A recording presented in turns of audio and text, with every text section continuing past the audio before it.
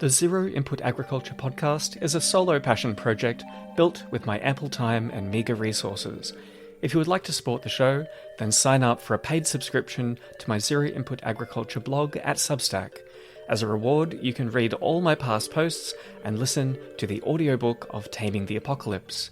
If you prefer reading about the past and future of biological technology, you can read the ebook of Taming the Apocalypse through Amazon.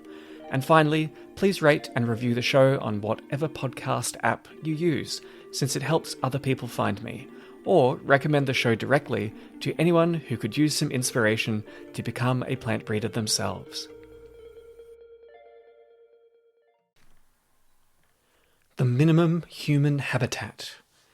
Farmers and gardeners often try to maximize the yield in a given growing area.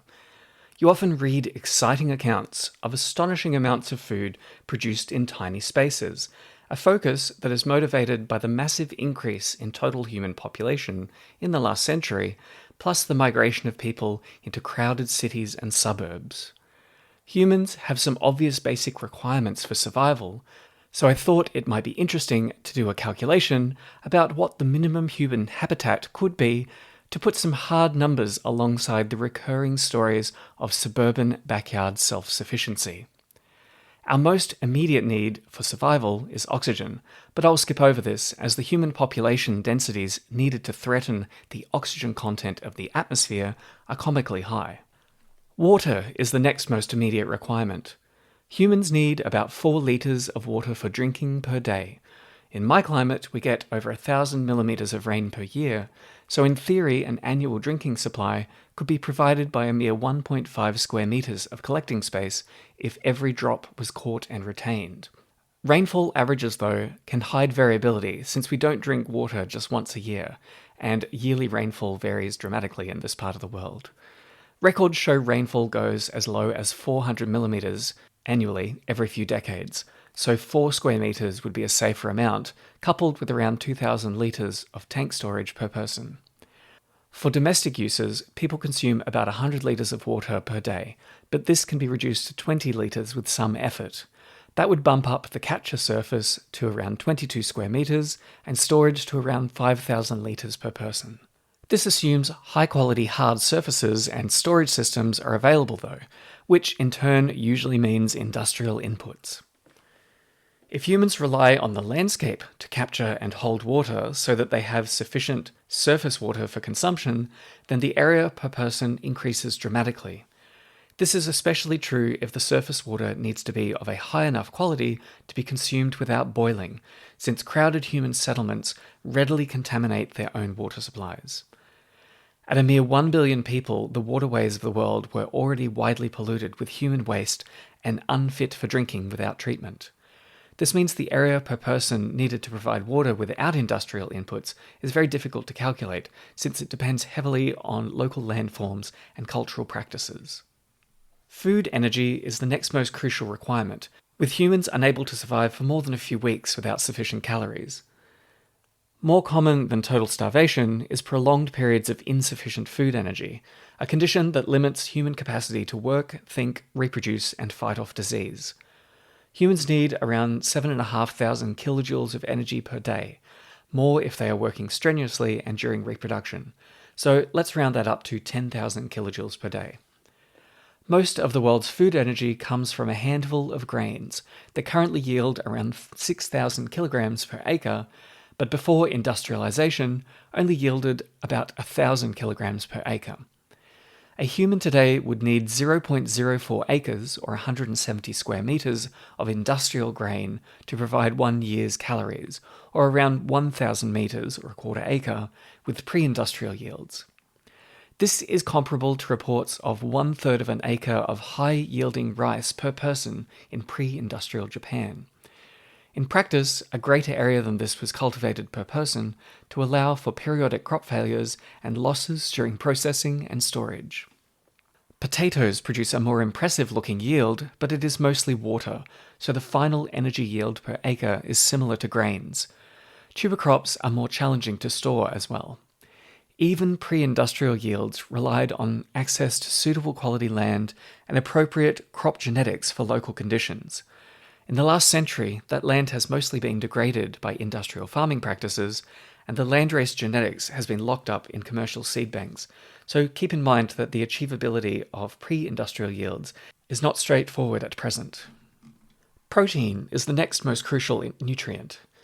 Many tropical agricultural societies produced ample amounts of starchy calories, but were chronically deficient in protein, greatly magnifying the impact of infectious diseases. Animal sources of protein are efficient in terms of human labor expended, but use large areas of land, either in the form of the sea and bodies of water that currently produce around 10% of global protein, or through low-quality land used for terrestrial livestock. Humans need about 60 grams of protein daily. Legumes are one of the more space-efficient ways to produce protein, though bioavailability of their protein is disputed. Dry beans yield about 2,000 kilograms per acre and haven't undergone the same dramatic increases in productivity that grains experienced during industrialization. Soybeans give high yields, but high levels of consumption impact health negatively. Dry beans contain about 20% protein, so a person could theoretically get a year's supply of protein from around 200 square meters of beans, or around a 20th of an acre per person. Dietitians recommend a vegetable intake of 2 to 3 cups per day, plus 1 to 2 cups of fruit. But let's just aim for 4 cups of vegetables since they are generally more efficient to grow than fruit, giving 1 kilogram per day of vegetable intake. Lettuce, as an example, yields around 25,000 kilograms per acre, meaning a person could, in theory, get their annual requirements from a mere 60 meters squared if it was cropped once per year, though lower yields in less industrialized countries suggest we should double this area for pre-industrial conditions. Putting all this together in our thought experiment, with industrial yields and inputs, you would need under 450 square meters per person to provide water, calories, protein, and vegetables. With pre-industrial systems, you would need 1,320 square meters, but this leaves out the uncertain amount of land needed to provide safe water. On paper, this represents the minimum human habitat, assuming the people are content to be naked, smelly, unsheltered, and unoccupied, apart from tending their postage stamp farms. This analysis leaves out one very important nutrient that humans need to survive that makes us quite different from other animals. Our digestive system is astonishingly weak because we depend on fire to pre-digest our food. If people tried to go raw vegan, eating mostly rice and beans, they would quickly wither away, not to mention that raw beans are toxic. As such, each person needs a supply of firewood if they don't have the luxury of flipping a switch to tap into fossil fuels to heat their food. Even with the help of improved, efficient stoves, studies have found that cooking 4 kilograms of daily food and water needs consumes around 2.4 kilograms of firewood each day per person. Bamboo has one of the highest dry matter yields, producing up to 40,000 kilograms per acre per year, with similar energy density to other wood types, though the hollow structure increases the volume of the product and makes transportation more cumbersome. This means as little as 90 square meters of bamboo plantation would supply the firewood for cooking, bumping the pre-industrial total up to 1,410 square meters per person.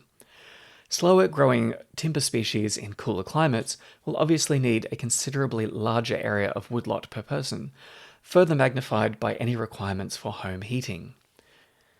An analysis of the energy stored in the forests of the United States showed that converting the current energy needs to firewood would consume those standing forest reserves within a decade.